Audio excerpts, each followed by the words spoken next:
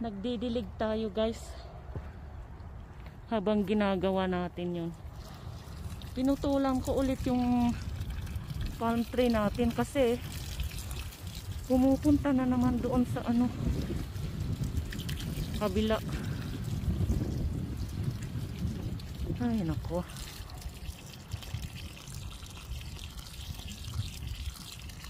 okay, oops, saglit lang parang hindi mahulog sa ano.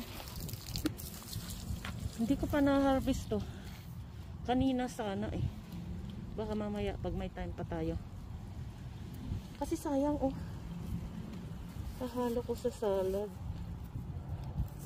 sayang din pa isa-isa.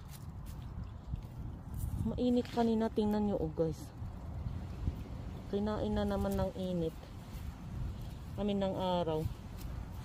Ay nako, ay.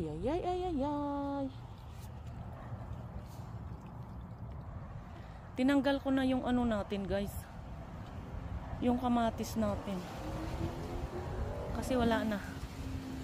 Kinuha ko na yung mga isa-isa kaninang tanghali.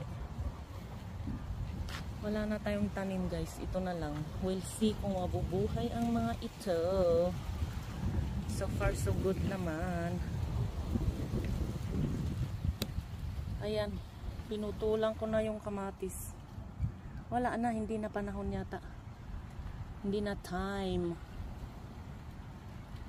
wala na eh. Pero ginanyan ko lang para kung sakaling mag shoot out siya, hindi pwede rin, di ba? Okay, tuloy natin yung ginagawa natin.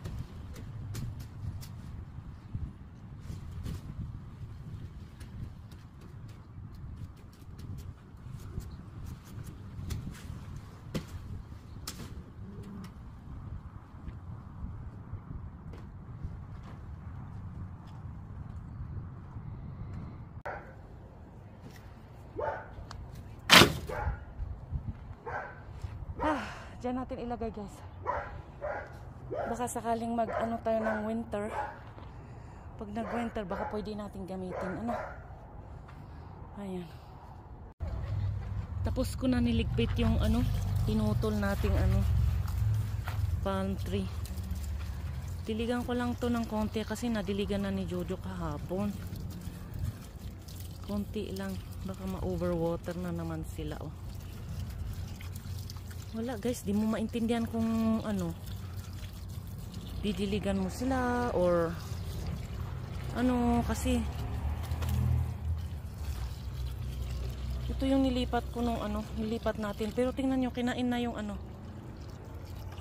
kinain nung lizard, siguro yung kumakain dyan guys, kasi malalaki yung lizard dito. Uy, nanganak na yung mga lizard pati, kasi marami nang maliliit na lizard na butiki, yung mga butiki, maraming maliliit na naglalabasan ba. Ay nako, Ayun yung tinakpan ni Jojo nung kagabi. Ayan o. Nakikita nyo guys, ayun. Yung nilagay niya. Kasi dumadaan dito yung daga. Ayan, tinakpan na dito. Tapos doon yung isa. Daanan nila dyan guys. Pati yung pusang isa. Yung gray, hindi yung black na pusa. Kawawa naman itong asong kapitbahay natin na iiwan. Tapos sa di ko alam kung dito ba yan o sa kabila. Laging tumatahol-tahol. Saglit lang guys. Ito na yung beans. Ewan ko kung mamunga ang mga beans na to kasi hindi na yata time na mamunga sila guys. I don't know. Kasi alam nyo na ako, pinaglalagay ko lang dyan. Ayan. Ayan si Chika. Maingay eh. Kasi ang dami na namang ayun o, inisprayhan ko last time. Pero marami na naman silang ganun. I don't know really. Pero yung iba, wala naman. Ay nako, ewan ko ba. Hindi ko na naman nakuha yung natin, yung itong mint natin guys. Oh, na-overripe, na naman sila guys. Oh. Pwede pa, kaya lang yun medyo na sila. Ay nako.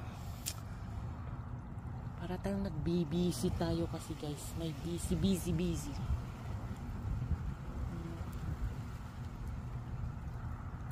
Okay, saglit lang guys.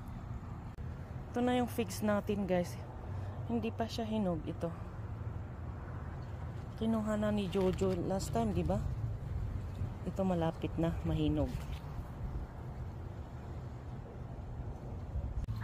Ito na lang yung tanim natin guys. Yung kalabasa. Sana mabuhay sila guys. Nabuhay naman ito. Yung nilipat natin dito guys. Ayan siya.